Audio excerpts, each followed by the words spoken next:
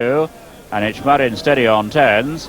Lizzie Borden and our Moonraker are both at 100 to 1, and they're all quoted for the Sun Chariot.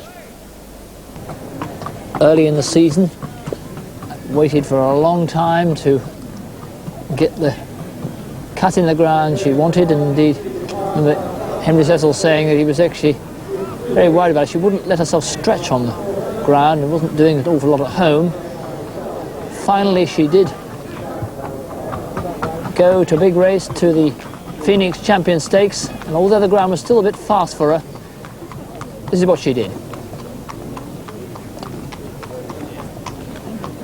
And Indian Skimmer rages up on the outside to take it up. Indian Skimmer goes for home, chased by Persian Heights coming there on the outside. Then Shady Heights in 3, Galitzin 4, Fair Judgment 5. Here comes Triptych with a strong run, but it's Indian Skimmer the leader as they race into the final furlong from Shady Heights on the inside, trying to rally Persian Heights 3.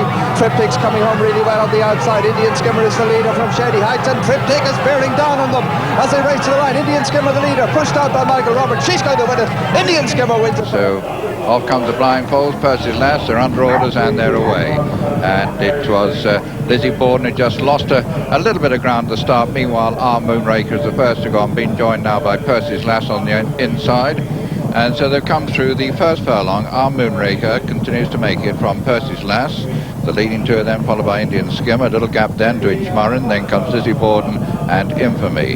They run now towards the 8 mark, and as they do so, our Moonraker with Gary Carter still at the head of affairs and being tracked by Pat Edry on Percy's Lass. Then just in behind the leading two, Indian Skimmer. Indian Skimmer is then followed by Inchmarin, and meanwhile the last two, Lizzie Borden and Infamy.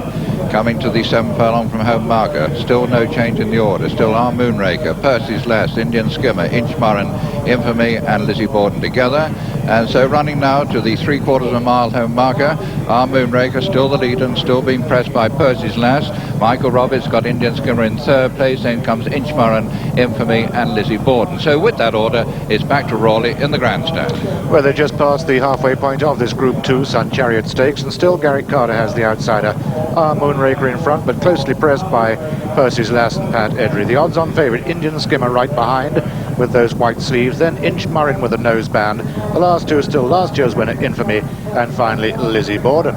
They're now coming towards the final 3.5 furlongs, and it's here that Percy's Lass has been sent into the lead. Percy's Lass going on by just over a length from our Moonraker. Indian Skimmer now beginning to stretch too as they come towards the bushes, and they're all beginning to bunch up except for Lizzie Borden, who is last.